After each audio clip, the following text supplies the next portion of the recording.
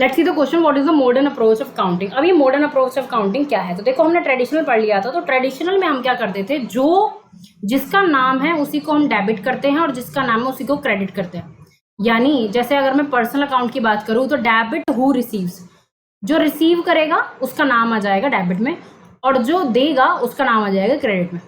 Same ऐसे अगर मैं रियल अकाउंट की बात करूं तो वहां पर था डेबिट व्हाट कम्स इन, जो बिजनेस में आएगा उसका नाम आ जाएगा और जो बिजनेस से जाएगा उसका नाम क्रेडिट में आ जाएगा। यही था, तो ये ऐसे चलता था। लेकिन यहाँ पर क्या चलता है, यहाँ पर नाम नहीं, जो इंक्रीज होगा और जो डिक्रीज होगा उस हिसाब से यहाँ पर चीजें चलेंगी। ठीक है, जो इंक्रीज होगा और जो डिक्रीज होगा उस हिसाब से चीजें यहाँ पर चलेंगी। मतलब क्या इंक्रीज हो रहा है क्या डिक्रीज हो रहा है वो हम देखेंगे। लेकिन यहाँ पर ये जो काम करता है, मॉडर्न अप्रोच जो काम करता है, यहाँ पर चीजें डेबिटेड और क्रेडिटेड नहीं होती हैं। ये अकाउंटिंग इक्वेशन बेस पर काम करता है। किस पर करता है?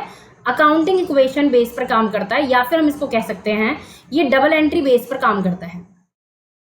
डबल एंट्री बेस पर ये काम करता है।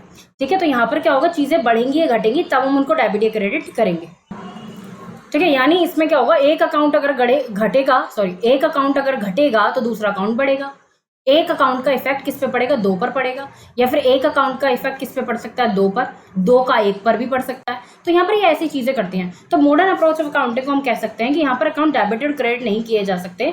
ये अकाउंटिंग इक्वेशन पे काम करता है और यहाँ पर डेबिट और क्रेडिट का अकाउंट को किए जाते हैं, लेकिन उसका इफेक्ट पड़ता है अगर एक अकाउंट क्रेडिट हो रहा है, एक अकाउंट में वृद्धि हो रही है तो दूसरे में घटाई, मतलब दूसरा अकाउंट जो है उसमें कमी आएगी।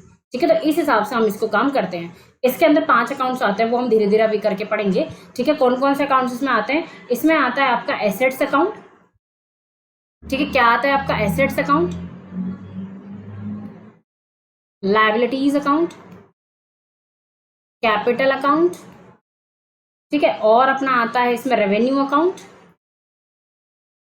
और अपना क्या?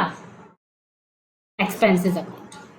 तो इन तीनों के हिसाब से यहाँ पर काम करते थे। वहां पर क्या था, 3 अकाउंट्स के नाम थे, अकाउंट्स के टाइप थे वो। ठीक है, और यहाँ पर क्या होगा, एसेट्स को अलग कर दिया है, लायबिलिटीज को अलग कर दिया, कैपिटल को अलग कर दिया, रेवेन्यू को अलग कर दिया, एक्सपेंसेस को अलग कर दिया। किसके कौन कब बढ़ेगा क्या होगा वो हम आगे देखेंगे। So I hope this is the proper explanation to this question.